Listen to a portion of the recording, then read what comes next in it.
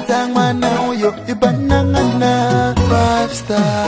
Ona mwana uyo ibanangana Petso like it got it.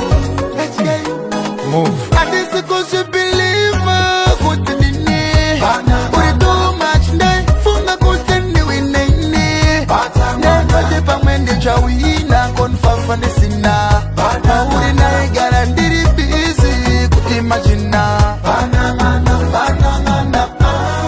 Ndiketanga kukuona nakanzwa sendeswa ngetani. Samisa pauma ndanda ndaistama ndakatatsa kana kusasa ndaikakama ndaida kutuma munhu ndikasukalya zvaputiti ndatokichama bate ndaikwata ndaifunga kuti uchananyunya sabelikama kutaura feya ndaiutasha but the same time ndichikudasha